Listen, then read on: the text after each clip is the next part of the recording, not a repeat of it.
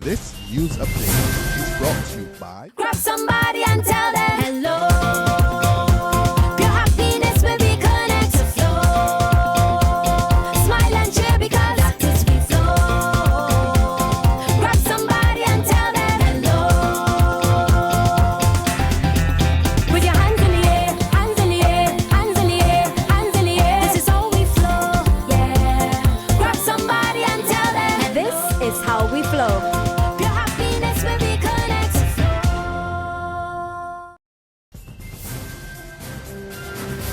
It's Wednesday, August 12th, and this is the Barbados Today Afternoon Update. I'm Fernella Wedderburn. Thanks for joining us. We get started with news of a surprise development as the injunction case against the Barbados Investment Development Corporation over the compulsory retirement of 10 workers over the age of 60 resumed this morning. Emmanuel Joseph is at the Supreme Court, and he tells us more. As you may recall, 7 of the 10 BIDC workers, through their attorney, Gregory Nichols, had filed an application for an injunction asking the High Court to stop the state-owned corporation from retiring the employees on September 30th this year until the court made a final determination on the BIDC's action during a full judicial review trial. But this morning, when the case resumed, attorney for the 7 workers, Gregory Nichols, informed the court that following 2 days of discussions with the BIDC legal team, his clients had agreed not to continue with the injunction at this stage after the BIDC offered again to extend the September 30th date of retirement to December 31st. Now, the court heard that during this time, the workers will receive their salaries. Both parties also agreed, with the consent of the court, to bring forward the trial dates for the judicial review to December 15th to 18th. Nichols also informed the court that he had discontinued his injunction action against the Attorney General as the second defendant after he discovered that the Accountant General had not yet started to process the pensions of those being sent on retirement. So there you have it. The injunction case against the BIDC has been discontinued after the corporation offered to extend the retirement date from 30th September to December 31st. From the Supreme Court, Emmanuel Joseph for Barbados Today. Don't blame the crime scourge affecting the country on the young people. The warning from Youth Minister Stephen Lashley in his contribution to yesterday's debate in Parliament, less than 24 hours before Barbados joined the rest of the world in observing International Youth Day. While conceding that young people are involved in crime, he says it is unfair to place the responsibility on the shoulders of all young people. We have to be careful, Madam Deputy Speaker, in addressing this issue to paint all young people with one brush. It's always dangerous to start talking about we are in danger, for example, as the last speaker said, we're in danger of losing a whole generation of young men and young women. We're in danger of losing quite a number of young men and quite a number of young women, but I don't believe that we are in danger of losing a generation of young people because of what is going on now in society. Because when I look at that particular issue, when I juxtapose that statement to what a number of young people are doing, while we have some out there still wielding guns and peddling drugs, I have to stand in defense of those positive young people who are doing something meaningful with their lives. The theme of International Youth Day 2015 is a youth civic engagement which calls for the participation of young people achieving sustainable human development. Simply not true. Attorney General Adriel Brathwaite hits back at critics who say that the current economic recession is impacting the recruitment of new people to the Royal Barbados Police Force.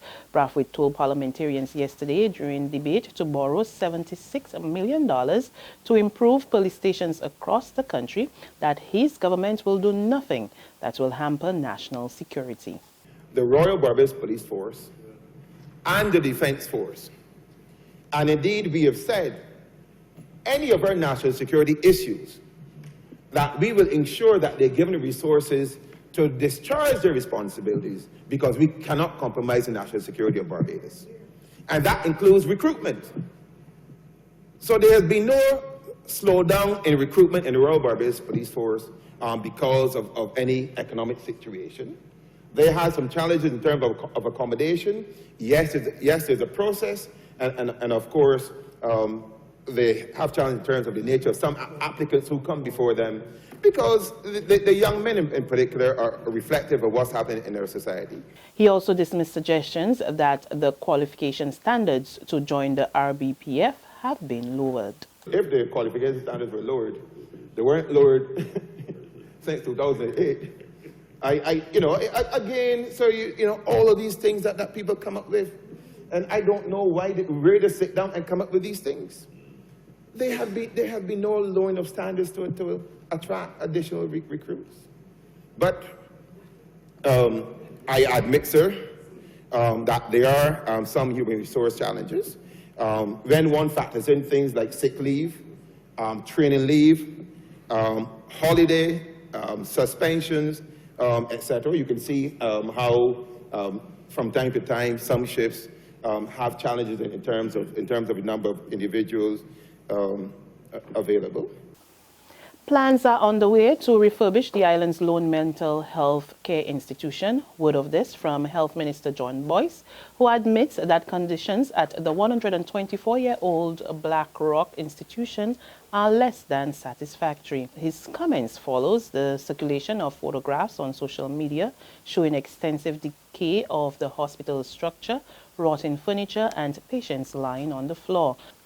Nurses and other workers at the institution, along with their unions, have also been complaining about the dire working conditions. Minister Boyce tells Barbados Today that a team of officials conducted an investigation yesterday and will put forward recommendations on how to remedy the situation. But he stopped short of saying that the facility is in line to be demolished. The Psychiatric Hospital houses some 400 patients.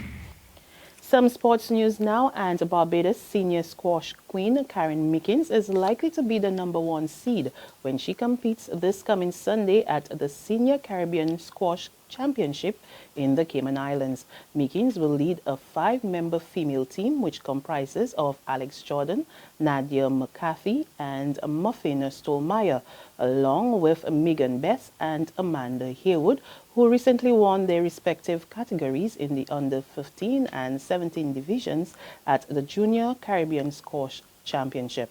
Megan tells Barbados Today she's looking forward to the games and is very satisfied with how preparations are coming along for the August 16 to 22 tournament. There's regional and international news after this short break. Secure your future, be financially strong. Since 1983, we have been there for you. A smart range of products, great tax benefits. We're the solution to your hopes and your dreams. The Barbados Workers Union Cooperative Credit Union. The Barbados Workers Union Cooperative Credit Union. Humble beginnings to smart loans, smart savings. Save smart and borrow smarter. That's the move for me. Stability, prosperity. We're the solution to your hopes and your dreams. The Barbados Workers Union Cooperative Credit Union. The Barbados Workers Union Cooperative Credit Union. Got it in my hand, yeah. My Barbados, my bank. Got to understand, yeah. My Barbados, my bank. Ain't nothing like a core bank spare. None of them others just can't compare. You just got to love that taste. It's a world-class thing this land makes. Whether I'm cruising or at a bar, whether I'm at home, my bank spare is never far. For this blessing, got to give God thanks. My Barbados, my bank. In news from the region, the Guyana government is turning to the international community for help in addressing the country's crime problem, which has been described as a pressing and depressing issue. More from Mark Murray of Capital News. Presenting the 2015 national budget, the Minister of Finance Winston Jordan described the crime situation as the most pressing and the most depressing problem facing the country at this time. As such, he said radical action is needed to reform our criminal justice system. Among measures he outlined is seeking foreign help. Mr. Jordan said these are part of efforts to develop a police force that is more accountable to the public and better able to deal with crime and antisocial behavior.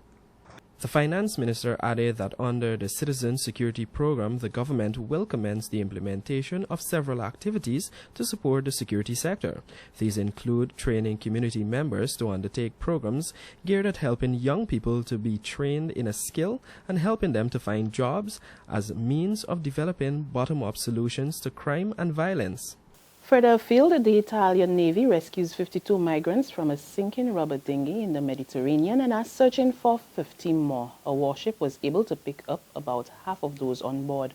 Another 2 people were rescued after being spotted clinging to a floating barrel. And finally, El Salvador's Attorney General issued arrest warrants for some 300 gang members suspected of terrorist acts. Last month, gang members paralyzed public transport when they ordered the drivers to go on strike, torched buses, and killed at least 7 drivers who refused to comply.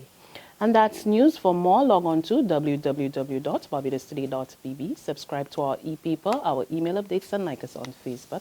You can also catch us on Izumi Media in bus terminals or screenplay at supermarkets and gas stations near you. We're also on Channel 101 online TV and Mix 96.9 FM. I'm Fernella Wedderburn. Good afternoon.